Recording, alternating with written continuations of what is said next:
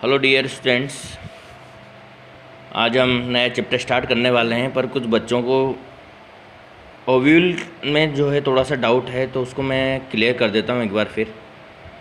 सबसे पहले अपन बात करते हैं ऑर्थोट्रोपस ओव्यूल की। इसमें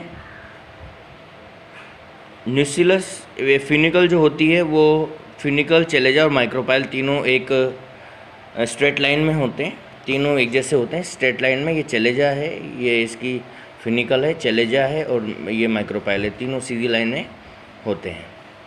दूसरा अपन इसमें बात करते हैं ऑर्थोट्रोपस नॉर्मल ओव्यूल होता है। 82% के अंदर यही पाया जाता है। इसमें फिनिकल ये जो है वो थोड़ा घूम जाता है, यहाँ से फिनिकल जो है घूम जाती है और फिनिकल माइक्रोपाइल फिनिकल एक दूसरे के पास पास आ जाती है और चेलेजा जो है अपोजिट साइड में चला जाता है। थर्ड अपन बात करें कैम्पाइलोट्रोपस की। इसमें माइक्रोपाइल और चेलेजा जो होते हैं ये स्ट्रेट लाइन में नहीं होते हैं। ये जो है एक दूसरे से फिनिकल से जो है राइट एंगल में यहाँ पर प्रेजेंट होते हैं। In this nucleus, embryo sac rotate like the horseshoe and micropyle funicle comes closer। देखिए ये वाला जो है कैम्पाइलोट्रोपस होता है, ये वाला। इसमें स्ट्रेट लाइन में नहीं होते हैं। ये एक दूसरे से जो है ये राइट एंगल में चले जाते हैं और जो ये थोड़ा सा रोटेट हो जाता है इसका न्यूसिलस और एम्ब्रियो सेक, और न्यूसिलस एम्ब्रियो सेक घूम के और हॉर्स शू कंडीशन में चला जाता है। ये कैम्पाइलोट्रोपस होता है। इसके बाद में एम्फीट्रोपस की बात करें, ये ट्रांसवर्स होता है। इसमें न्यूसिलस माइक्रोपाइल चेलेजा, ये nucellus micropyle and chalaza are at the right angle of funicle. ये न्यूसिलस माइक्रोपाइल और चेलेजा जो होते हैं इसके फिनिकल के राइट एंगल में होते हैं। Due to the rotation embryo sac is curved. इसमें भी जो है एम्ब्रियो सेक थोड़ा कर्व हो जाता है।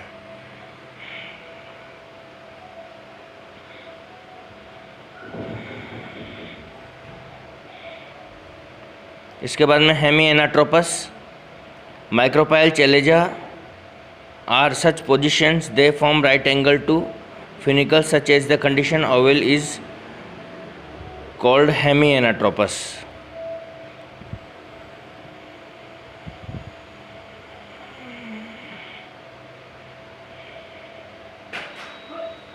When the micropyle chalaza such ovule is called hemi anatropous. देखिए ये जो वाला है फिफ्थ वाला हेमी एनाट्रोपस, डायग्राम में थोड़ा सा कन्फ्यूजन है। माइक्रोपाइल और चेलेजा जो है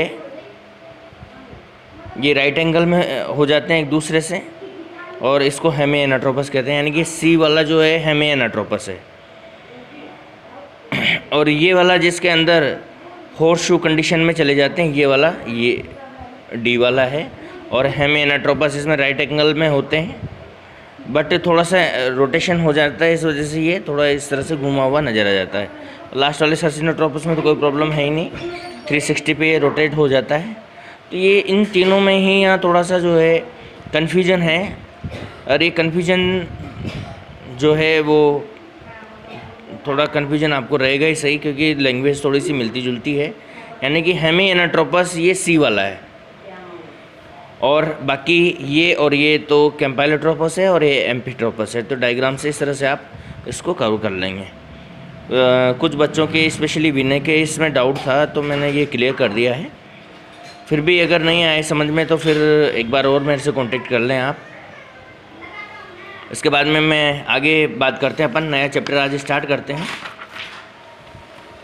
pollination, fertilisation and development of endosperm, तीन चीज़ें यहाँ पर पढ़ेंगे अपन। इससे पहले अपन ने स्ट्रक्चर ऑफ फ्लावर पढ़ी और उसके बाद में development of male gametophyte and female gametophyte आपने पढ़ा, उसमें किस तरह से डेवलपमेंट होता है मेल गैमेटोफाइट। अब मेल गैमेटोफाइट और फीमेल गैमेटोफाइट दोनों मैच्योर हो चुके हैं, तो अब बारी आती है इसमें पोलिनेशन की। फर्टिलाइजेशन के लिए पोलिनेशन ज़रूरी होता है। पोलिनेशन का जो नॉर्मल मीन होता है कि पोलन ग्रेन अपनी पोजीशन से उठ के और स्टिग्मा तक पहुंच जाते हैं।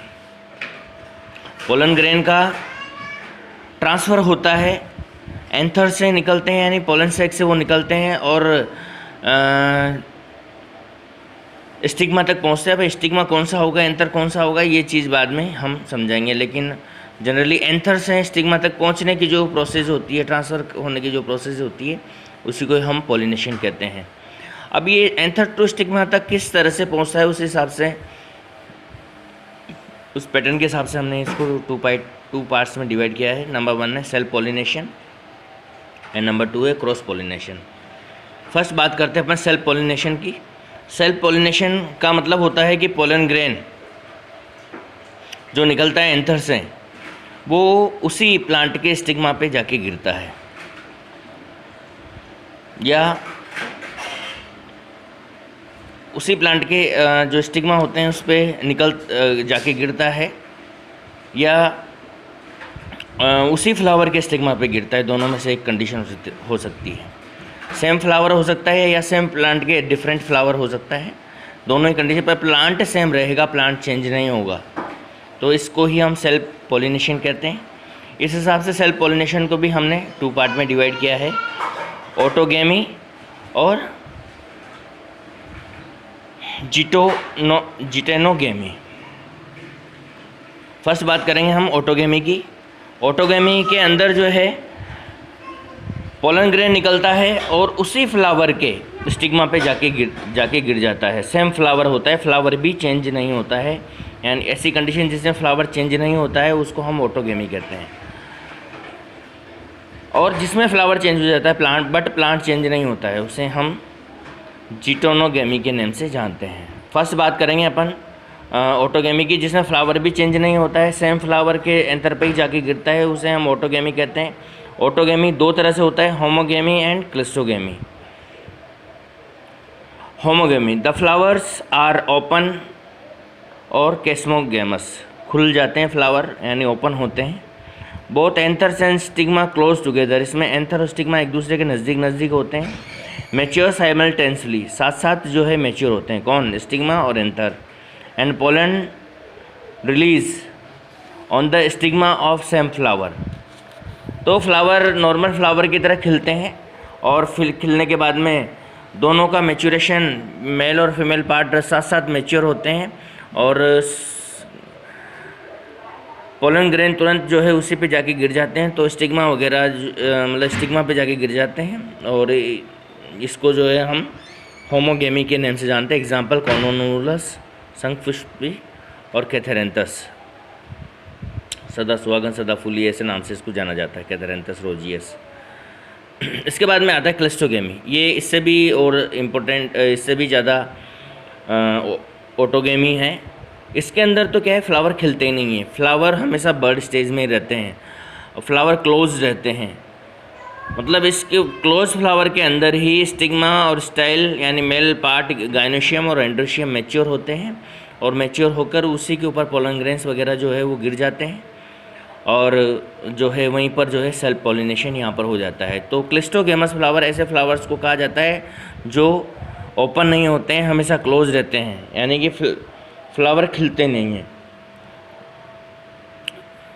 The flower remains close with the anther and stigma, the pollination take place in closed flower, here is a no chance of cross pollination। यहाँ तो फिर इससे पहले वाले जो होमोगेमी है उसमें तो फिर भी पोलन ग्रेन बाहर से आ सकता है क्योंकि फ्लावर खिलते हैं, खुलते हैं, ओपन होते हैं, बट यहाँ तो कोई चांस ही नहीं है। इसमें कोमलिना सबसे बेस्ट एग्जांपल है, कोमलिना बेंगलेंसिस और अरेकिस हाइपोजिया, मूंगफली के अंदर भी ऐसा ही होता है। ये तो आपने देखा नहीं होगा लेकिन मूंगफली तो आपने देखी होगी। मूंगफली के अंदर फ्लावर पहले बाहर की तरफ लगते हैं और फिर फ्लावर जो है वहाँ से जियोट्रॉपिक नेचर के होते हैं और वो ज़मीन के अंदर एंटर कर जाते हैं बर्ड स्टेज में, यानी कि फ्लावर बाहर खिलते नहीं हैं, वो जियोट्रॉपिक नेचर के होते हैं और फ्लावर बर्ड की कंडीशन में जब होती है तो वो ज़मीन के अंदर पहुंच जाते हैं और ज़मीन के अंदर जाते ही वहाँ जो है पॉलिनेशन होता है, फर्टिलाइजेशन वगैरह सब कुछ होता है, और फिर फ्रूट्स जो बनते हैं वो सोइल के अंदर ही बनते हैं, ज़मीन के अंदर ही बनते हैं। तो स्पेशल कंडीशन है मूंगफली के अंदर कि उसके फ्लावर बाहर बनते हैं, लेकिन वो फिर जियोट्रॉपिक होने की वजह से ज़मीन के अंदर पहुंच जाते हैं, और ज़मीन के अंदर पहुंचकर वहीं पर उसका मैच्योरेशन होता है, बाहर नहीं होता। इसलिए मूंगफली जो हम खोदते हैं वो नीचे ज़मीन के अंदर से निकलती है। मूंगफली को ज़्यादातर स्टूडेंट ये समझते हैं कि वो अंडरग्राउंड स्ट्रक्चर है, बट वो अंडरग्राउंड स्ट्रक्चर नहीं है, वो एक रियल फ्रूट है जो कि बाहर की जगह ज़मीन के अंदर बनने वाला एकमात्र ऐसा फ्रूट है जो ज़मीन के अंदर डेवलप होता है। जिटोनोगेमी, इसके अंदर जो है पोलन ग्रेन ट्रांसफ़र होते हैं, एक उसी जो प्लांट होता है उसी प्लांट के एक फ्लावर से दूसरे फ्लावर में ट्रांसफ़र हो जाते हैं। एग्जांपल है कुकुम्बर और मेज़। अब देखिए तीनों में मैं एक बार डिफरेंस आपको बता देता हूँ। ऑटोगेमी में जैसे एक फ्लावर है और इस फ्लावर में जो है मेल और फीमेल पार्ट हैं, तो मेल पार्ट का पोलन ग्रेन इसी जगह पर फीमेल पार्ट के अंदर आ जाता है, तो इसको हम ऑटोगेमी के नाम से जानते हैं। इसमें ऑटोगेमी में होमोगेमी और क्लिस्टोगेमी होती है। दोनों ही होमोगेमी में फ्लावर खिलते हैं और क्लिस्टोगेमी के अंदर फ्लावर खिलते नहीं हैं, बाकी पोलन ग्रेन को गिरना वहीं पे है। दूसरा जिटोनोगेमी के अंदर जो है यहाँ से ये फ्लावर खिलेगा और यहाँ से पोलन ग्रेन निकलेगा, और पोलन ग्रेन निकल के इसके ऊपर जाएगा, इसके ऊपर जाके गिरेगा, और इसी तरह से यहाँ से पोलन ग्रेन निकलेगा वो इसके ऊपर जाएगा, या फिर इसके ऊपर भी जा सकता है। ठीक है, यहाँ से इसके ऊपर भी जा सकता है। तो इस तरह से पोलन ग्रेन का जो है ट्रांसफ़र वो एक फ्लावर से, पर प्लांट एक ही होना चाहिए, एक ही प्लांट होना चाहिए, और उसी प्लांट के जो डिफरेंट फ्लावर है उन डिफरेंट फ्लावर पे ट्रांसफ़र होता रहता है, जिसको हम जिटोनोगेमी के नाम से जानते हैं। तो ये आपके सेल्फ पॉलिनेशन कंप्लीट हो गया। अब इससे रिलेटेड कुछ बातें, इंपॉर्टेंस ऑफ सेल्फ पॉलिनेशन, क्या फ़ायदा है। वैसे तो सेल्फ पॉलिनेशन आप जानते हैं कि जेनेटिकली तो ज़्यादा फ़ायदेमंद होता नहीं है, क्योंकि इसके अंदर सेल्फ पॉलिनेशन होने की वजह से होमोगेमी आती है, और होमोगेमी जो है हार्मफुल होती है। वेरिएशंस नहीं आते हैं, नए कैरेक्टर नहीं बनते हैं, इस वजह से जो है सेल्फ पॉलिनेशन को हम किसी भी कंडीशन में अच्छा नहीं मान सकते हैं। बेस्ट तो क्रॉस पॉलिनेशन ही होता है, बट फिर भी कुछ प्रॉफिट हैं जो एग्ज़ाम में पूछ ली जाए तो आप इस तरह से 4 प्रॉफिट लिख सकते हैं, क्योंकि ज़्यादातर जो क्वेश्चन आएगा तो 2 मार्क्स में आएगा। It is the sure and economic method, इसमें पॉलिनेशन निश्चित रूप से होता ही होता है, कोई शक नहीं है, क्योंकि क्रॉस पॉलिनेशन में पोलन ग्रेन किसी न किसी डिवाइस के थ्रू जो है एक प्लेस से दूसरे प्लेस से पहुंचते हैं, और वो डिवाइस वहाँ पर प्रेजेंट है या नहीं है तो उसके ऊपर सारा डिपेंड करता है। तो वहाँ पर जो है श्योरिटी नहीं होती है, बट यहाँ पर श्योरिटी होती है और इकोनॉमिक मेथड भी होता है। वहाँ बहुत सारे पोलन ग्रेन बनते हैं, यहाँ बहुत कम मात्रा में पोलन ग्रेन बनते हैं, यानी कि यहाँ पोलन ग्रेन बनाने के लिए इतनी एनर्जी खर्च नहीं करनी पड़ती है। इट प्रोड्यूस होमोजाइगस प्रोजेनी बनाते हैं। ये वैसे तो ज़्यादा काम की नहीं है, लेकिन फिर भी प्लांट ब्रीडिंग के अंदर इसका यूज़ होता है। Self pollination use in maintain the pure line बनाने में इसका यूज़ किया जाता है। किसी भी करेक्टर को प्योर फॉर्म में प्राप्त करने के लिए हम सेल्फ पॉलिनेशन कराते हैं। And maintain the superiority of race, किसी एक रेस की सुपीरियरिटी को जो है ये मेंटेन करने का काम करता है। इसके बाद डिसएडवांटेज ऑफ सेल्फ पॉलिनेशन, क्या क्या डिसएडवांटेज है सेल्फ पॉलिनेशन के। नो न्यू ट्रेड्स और इंट्रोड्यूस, नया करेक्टर कभी नहीं आ सकता इसमें। It decrease variability and adaptability, क्योंकि नया करेक्टर नहीं आएगा तो वेरिएबिलिटी भी नहीं होगी और अडेप्टेबिलिटी के तो चांस कम हो ही जाते हैं, इसलिए हार्मफुल होता है। It decrease the resistance of disease, बीमारियों से लड़ने की जो पावर होती है उसको धीरे धीरे क्या करता है, कम करता चला जाता है। There is a no chance of evolution, और इवोल्यूशन यानी नई स्पीसीज बनने का यहाँ पर कोई चांस नहीं है। नेक्स्ट आगे बात करते हैं अपन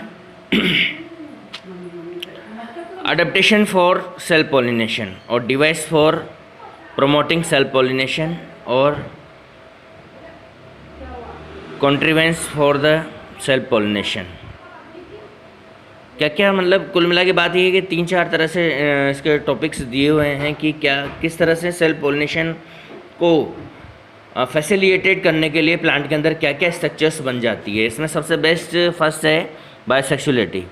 ज़्यादातर फ्लावर जो है बायसेक्सुअल होते हैं और बायसेक्सुअल होने की वजह से इनके अंदर मेल और फीमेल दोनों चीज़ें जो है एक ही फ्लावर के अंदर होती है, इस वजह से बायसेक्सुअलिटी इनके अंदर बढ़ती हुई चली जाती है।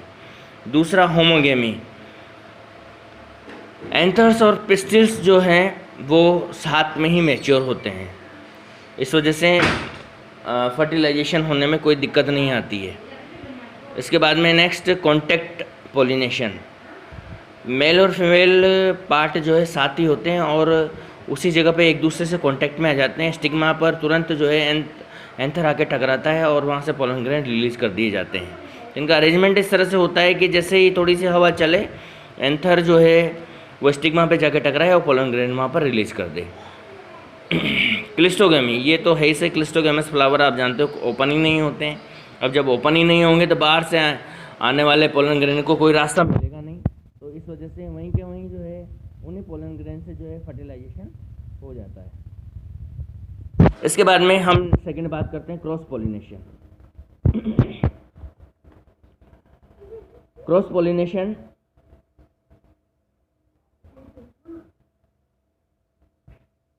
क्रॉस पोलिनेशन का मीनिंग जो है कि पोलन एंथर जो होते हैं वो एंथर में से जो पोलन ग्रेन निकलते हैं वो किसी दूसरे प्लांट पे जाके गिरते हैं, बट प्लांट जो होना चाहिए उसी स्पीसीज़ का होना चाहिए।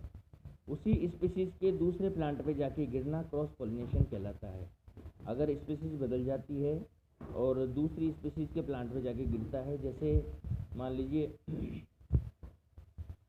मैंगो के पोलन ग्रेन्स हैं और वो जामुन पे जाके गिरते हैं, तो फिर वो वहाँ पर पोलिनेशन नहीं माना जाएगा। वहाँ पर वो पोलन ग्रेन ग्रो ही नहीं करेंगे। यानी एक स्पीसीज़ के पोलन ग्रेन जब दूसरी स्पीसीज़ के ऊपर जाके गिरते हैं तो कोई काम के नहीं होते हैं। क्रॉस पोलिनेशन जब भी होगा जब उसी स्पीसीज़ के एक प्लांट के पोलन ग्रेन निकलकर दूसरी स्पीसीज़ के पोलन ग्रेन पे दूसरी स्पीसीज़ के उसी स्पीसीज़ के दूसरे प्लांट के स्टिग्मा के ऊपर जाके गिरेंगे। तो नॉर्मली अपन कह सकते हैं it is the transfer of pollen grain from the anther of a flower to the stigma of other flower belonging to genetically different plant. It is also known as xenogamy. इसको ही हम xenogamy के नाम से भी जानते हैं, यानी cross pollination को ही xenogamy कहते हैं। अब देखिए कैसे समझेंगे इसको। ये दो प्लांट हैं अलग अलग, उसी स्पीसीज़ के दो अलग अलग प्लांट हैं जिनकी जेनेटिक स्ट्रक्चर अलग अलग है। यहाँ से पोलन ग्रेन निकलेगा और पोलन ग्रेन निकल के इसके ऊपर जाके गिरेगा, तब ये जो है क्रॉस पोलिनेशन होगा। यहाँ से जो निकलेगा वो इसके ऊपर जाके गिरेगा। ठीक है, तो एक प्लांट से पोलन ग्रेन निकल के दूसरे प्लांट पर जाके गिरते हैं, तो इस प्रोसेस को हम क्रॉस पोलिनेशन के नाम से जानते हैं। अब इसके अंदर क्या कॉन्ट्रीवेंस और अडेप्टेशंस ऑफ अभी क्रॉस पोलिनेशन के लिए क्या क्या अडेप्टेशंस हैं या क्या क्या डिवाइसेस इसके अंदर पाए जाते हैं। सबसे पहले जो डिवाइस है यूनिसेक्सुअलिटी, यानी कि फ्लावर जो होते हैं वो सारे यूनिसेक्सुअल होते हैं। ठीक है, यूनिसेक्सुअल हो गए तो या तो मेल होगा या फीमेल होगा, तो सेल्फ फर्टिलाइजेशन का कोई चांस है ही नहीं। एक ही होगा तो वहाँ से जो है पोलन ग्रेन जो है निकलेंगे और दूसरे प्लांट पे जाके गिरेंगे। इसमें एग्जांपल आता है डेट पाम, पपाया, मलबरी, ये यूनिसेक्सुअल फ्लावर इनके अंदर पाए जाते हैं। इसके बाद में डाइकोगेमी, बाइसेक्सुअल फ्लावर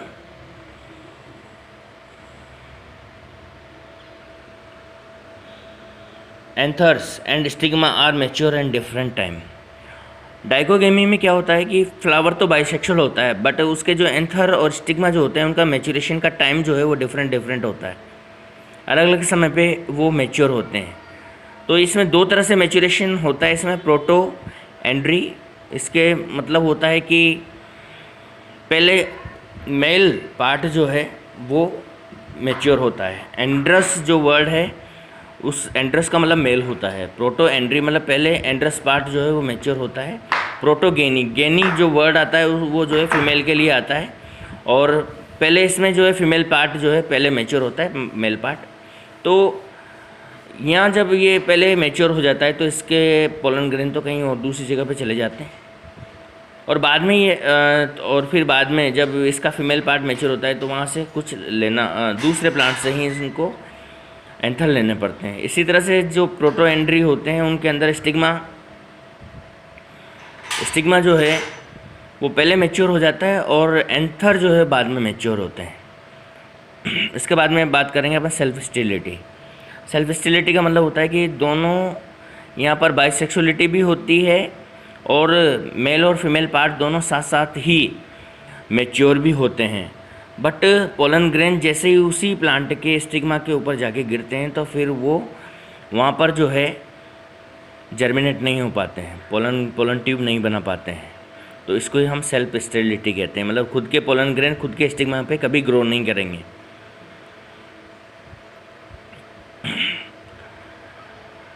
इसके बाद में आता है प्रीपोटेंसी।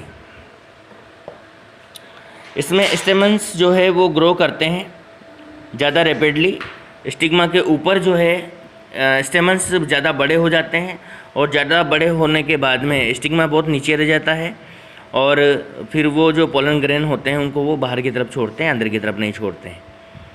तो इस तरह का जो कंडीशंस पाई जाती है वो एप्पल के अंदर और वाइटिस के अंदर पाया जाता है। हेट्रोस्टाइल, यहाँ पर स्टाइल जो है वो अलग टाइप की होती है। यहाँ पर प्रोटोएंड्री में स्टेमन्स बड़े हो जाते हैं और यहाँ पर स्टाइल बड़ी हो जाती है या छोटी रह जाती है। इसमें फ्लावर्स आर डिफरेंट टाइप्स, दो तरह के होते हैं इसमें। पिनाइड लॉन्ग स्टाइल इसमें होती है जो कि एंथर से ऊपर निकल जाती है, और थर्माइड इसमें शॉर्ट स्टाइल होती है जो कि नीचे रह जाती है। दोनों ये लॉन्ग रह जाती है तब भी उसी फ्लावर के पोलन ग्रेन स्टाइल तक नहीं पहुंच पाते हैं, और छोटी रह जाती है तब भी जो है छोटी रहने का मतलब तो ये कंडीशन हो जाती है प्रीपोटेंसी। छोटी रहने का मतलब तो यानी कि ये छोटी रह गई, इसका मतलब स्टेमन्स बड़े हो गए। Primula have two types of flower, दो तरह के फ्लावर इसमें होते हैं। ऑन विद शॉर्ट स्टेमन्स, जिसमें शॉर्ट स्टेमन्स होते हैं, एंड लॉन्ग स्टाइल, यानी शॉर्ट स्टेमन्स लॉन्ग स्टाइल वाले होते हैं।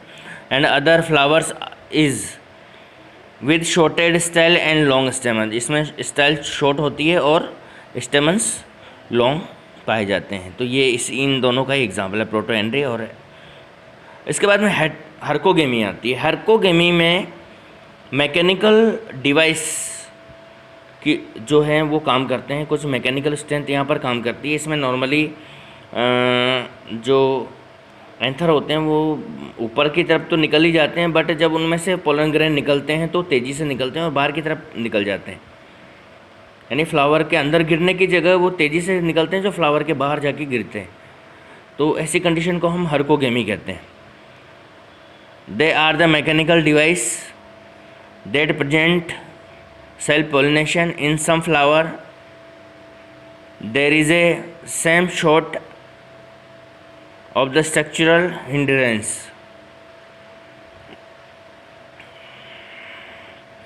between the pollen sac and stigma of the flower, then self pollination is not placed। तो यहाँ पर कुछ इस तरह की कंडीशन हिंड्रेंस का मतलब जैसे छुपावट होती है, मतलब मेल और फीमेल पार्ट जो है एक दूसरे से छुपे हुए रहते हैं, एक दूसरे के ऊपर एक्सपोज नहीं होते हैं। तो मैं बता रहा था आपको कि जैसे पोलन सैक स्टिग्मा की डायरेक्शन इस तरह से होती है कि पोलन ग्रेन जो भी गिरेंगे तो वो कभी स्टिग्मा पे जाके नहीं गिरेंगे, तो एक दूसरे से हिंड्रेंस यहाँ शो करते हैं।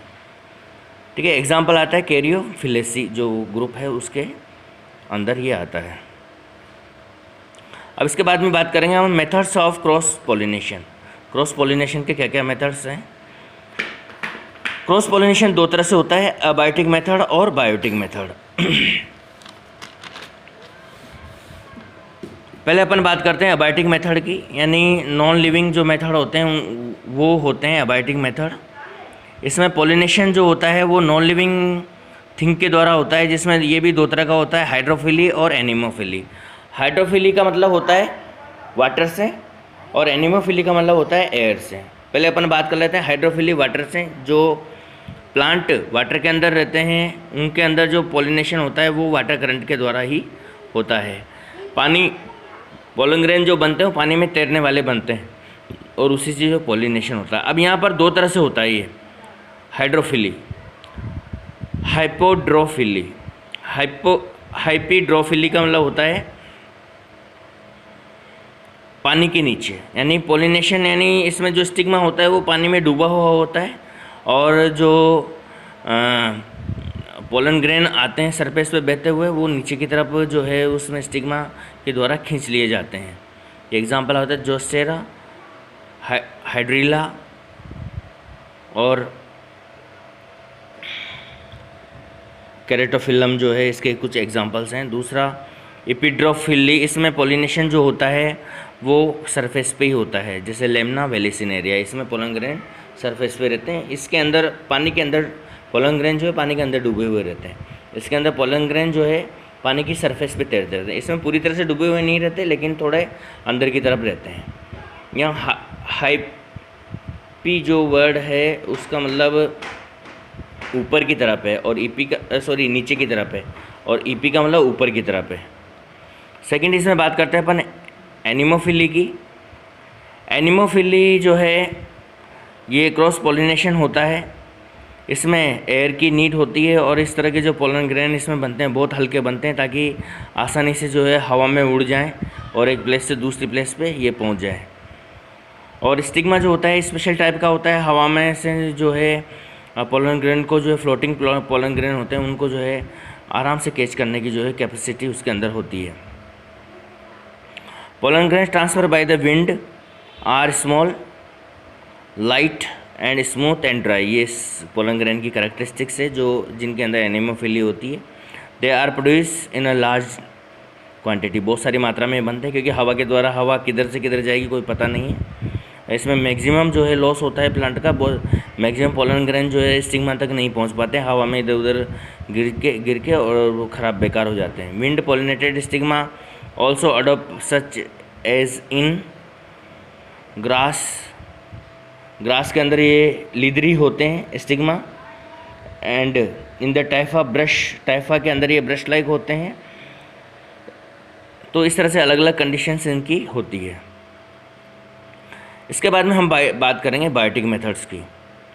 बायोटिक मेथड्स को भी दो पार्ट में हमने डिवाइड किया, एंटीमोफिली और जूफिली। एंटीमोफिली का मतलब होता है कि बहुत सारे एनिमल्स, एंटीमोफिली का मतलब इंसेक्ट होता है, तो बहुत सारे इंसेक्ट होते हैं जो कि फूलों का रस चूसते हैं, यानी नेक्टर के लिए फूलों पे आते हैं, जैसे हनी बी है, बटरफ्लाई है, तितलियों को और मधुमक्खियों को आपने उड़ते हुए देखा होगा, एंड्स है, फ्लाइज है, बीटल्स है, वेस्प है, ये सब बहुत सारे होते हैं जो कि नेक्टर और स्मेल से अट्रैक्ट होकर उसकी तरफ आते हैं और पोलन ग्रेन को साथ में पोलन ग्रेन को एक जगह से दूसरी जगह पे ले जाने का काम करते हैं। एग्जाम्पल है इसमें मस्टर्ड, साल्विया, इनके अंदर जो है इंसेक्ट के द्वारा ही जो है पोलन ग्रेन एक प्लेस से दूसरी प्लेस पर ले जाए जाते हैं। इसके बाद में आता है जूफिली। जूफिली में एनिमल्स होते हैं, बहुत सारे एनिमल्स जो कि ट्रांसफ़र का काम करते हैं। इसमें ऑर्निथोफिली और क्रिस्टोफिली मेन है। ऑर्निथोफिली के अंदर बर्ड्स आते हैं, बहुत सारे छोटे छोटे बर्ड्स होते हैं जो कि फ्लावर पे जो है वो पोलन ग्रेन को एक प्लेस से दूसरे प्लेस पे ले जाने का काम करते हैं। इसमें मेनली दो बर्ड होते हैं जिनको सन बर्ड और हमिंग बर्ड वगैरह छोटी छोटी चिड़ियाँ ही होती है जो हवा में उड़ती उड़ती जो है, इनके पास लंबी पतली चोंच होती है जिसको ये हवा में उड़ती उड़ती फ्लावर के ऊपर के जो फ्लावर है उसके अंदर डाल देती है और वहाँ से जो है ये नेक्टर ले लेती है, फिर उड़कर दूसरे फ्लावर पे चली जाती है और वहाँ पर फिर नेक्टर ले लेती है। तो उसी दौरान जो है पोलन ग्रेन का जो है ट्रांसफ़र यहाँ पर हो जाता है। ऐसा एग्जांपल मिलता है बिग्नोनिया के अंदर, बॉम्बेक्स के अंदर, ब्यूटिया के अंदर। निकोटियाना जो होता है उसके अंदर उसका फ्लावर का शेप जो है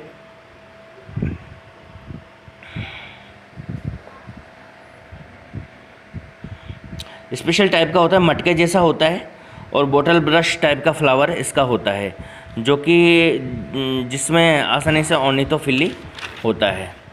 इसके बाद में नेक्स्ट आता है केरिथ्रोफिली। इसके अंदर जो है बैट के द्वारा जो है ट्रांसफ़र होता है। बैट चमगादड़ जो होती है नेक्टर्नल होती है मतलब रात्रि में उड़ती है, उड़ने वाली जो मैमल है जो रात में इधर से उधर जाती है और रात में इंसेक्ट वगैरह जो है नेक्टर और इंसेक्ट के लिए ये फ्लावर पे जाती है। Some plants the flower bloom in the nights, कुछ प्लांट के जो फ्लावर जो होते खिलते हैं वो रात में खिलते हैं एंड सिक्रेट द नेक्टर, और रात में ही जो है नेक्टर सिक्रेट करते हैं। Bat helpful in pollination of such plant, in plant के अंदर जो रात में उनके अंदर पोलिनेशन बेट के द्वारा ही होता है। एग्जाम्पल है एंथेलोसिफेलस, बहुनिया वेरिगेटा और एडासोनिया, ये प्लांट होते हैं जिनके अंदर कैरिटोफिली पाई जाती है। ठीक है बच्चों, आज के लिए इतना ही, इससे आगे अपन कल बात करेंगे।